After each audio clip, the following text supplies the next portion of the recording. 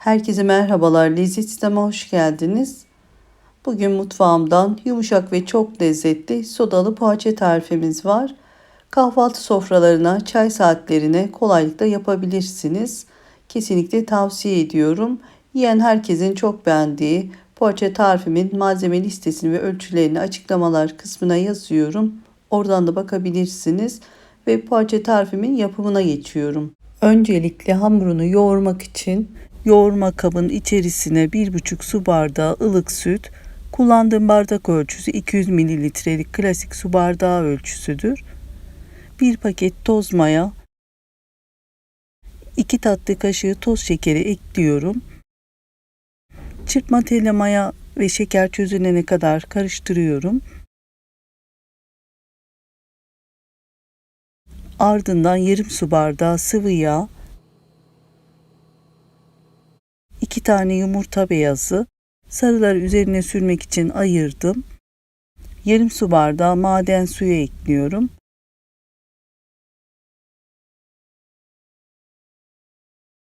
Ve tekrar karıştırıyorum. Sonra içerisine birkaç aşamada 7 su bardak kontrollü un ekliyoruz. Önce 7 su bardak unun bir kısmını ekliyorum. 1,5 tatlı kaşığı tuz ilave edip telle karıştırıyorum.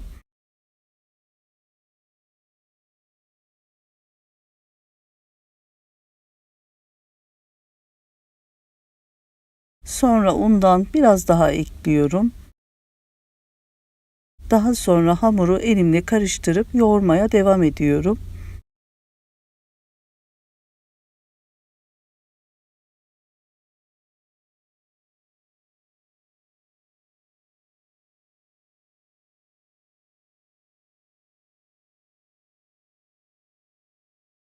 Kalan unun hepsini ilave ederek içerisine oda ısısında yumuşamış 100 gram tereyağı veya margarin ekliyorum. Elimle önce karıştırıp katlama ve yumruklama yöntemiyle yoğurmaya devam ediyorum. Hamurun kıvamı yumuşak olacak. Un ölçüsü un kalitesine göre değişebilir. Mutlaka kontrollü kullanıyoruz. Ele yapışmayan yumuşak ve parlak bir hamur yoğuruyorum. Ortalama 3-4 dakika yoğurduktan sonra elastik ve yumuşak kıvamlı, kaliteli, çok güzel bir hamur hazırlıyorum. Gördüğünüz gibi elime yapışmıyor.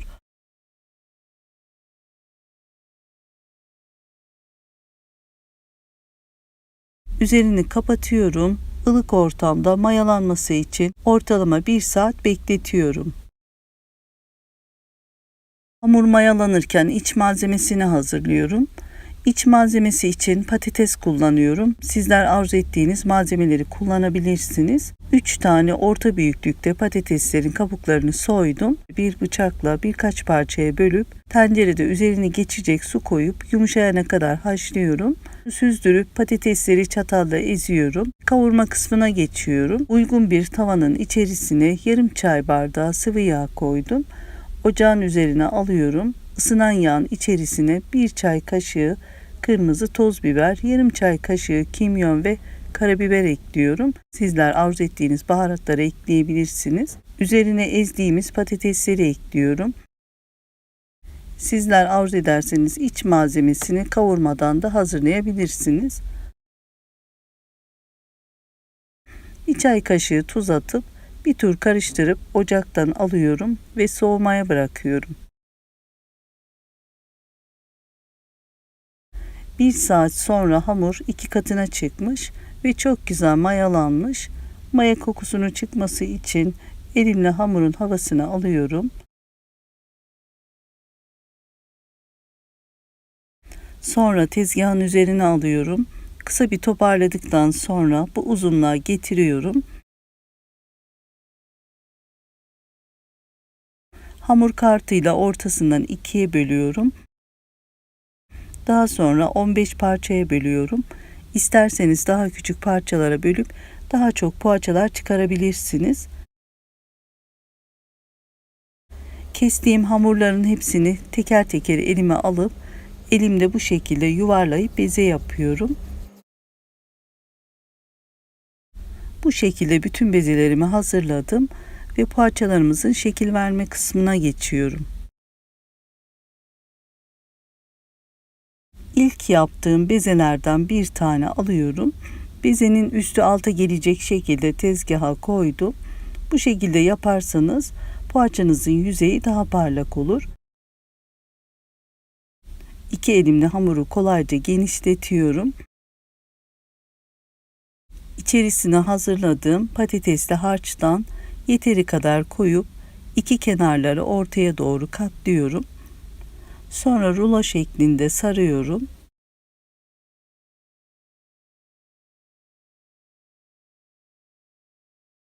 Daha sonra yağlı kağıt serdiğim tepsiye yerleştiriyorum.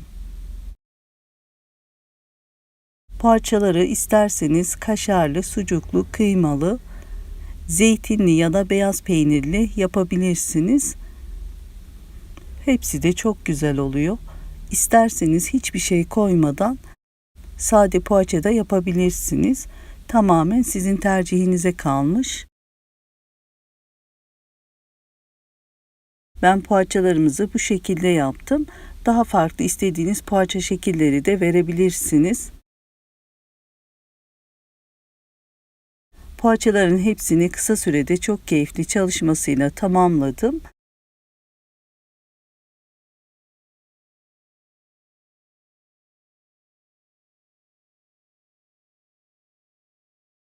Tepsiye kısa aralıklarla yerleştirdim. Sonra üzerini temiz bir mutfak beziyle örtüyorum. Ortalama 15-20 dakika tepsi mayası için bekletiyoruz. Sonra üzerine ayırdığımız 2 tane yumurta sarısına 1 tatlı kaşığı süt ekliyorum. Güzelce karıştırıyorum. Bir fırça yardımıyla poğaçaların her yerine güzelce sürüyorum.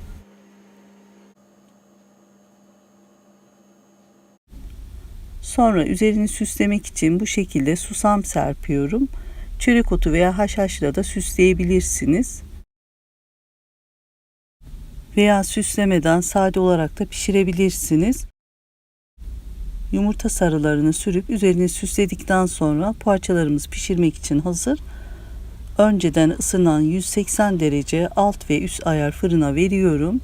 Ortalama 30-35 dakika poğaçanın altı ve üzeri kızarana kadar pişiriyorum. Her fırın farklı sürede pişirir. Saate takılmayın. Her zaman kontrollü pişirin. Poğaçaların altı ve üzeri kızarınca fırından çıkarıyorum. Tepsiyi bir tahtanın üzerine alıyorum. Mis gibi kokusuyla kabardıkça kabaran yumuşacık poğaçalarım muhteşem oldu. Üzerini temiz bir mutfak beziyle örtüyorum. 5 dakika bekledikten sonra üzerini açıyorum. Sodalı poğaçamız yemek için servise hazır. Ben bu büyüklükte tam 15 tane poğaça çıkardım. İsterseniz daha küçük yaparsanız daha çok poğaçalar çıkarabilirsiniz. Şimdi sodalı poğaçamızın dokusunu görmeniz için bir tane alıyorum. Elimle bastırınca yumuşak olduğunu görüyorsunuz. Bölüyorum. İç dokusu da pişmaniye gibi, yiyen herkesin çok beğendiği bu nefis sodalı poğaça tarifimi kesinlikle denemenizi tavsiye ediyorum. Umarım dener beğenirsiniz. Bir tarifimin daha sonuna geldim. Videomu buraya kadar izlediyseniz, beğendiyseniz beğenip yorum yapmayı, sevdiklerinizle paylaşmayı lütfen unutmayın. Kanalıma abone değilseniz abone olarak sayfamı büyütmek için bana destek olabilirsiniz. Videolarımı izleyen herkese çok teşekkür ediyorum. Yeni tariflerde görüşmek üzere. Hoşça kalın, sevgiyle kalın, Allah'a emanet olun.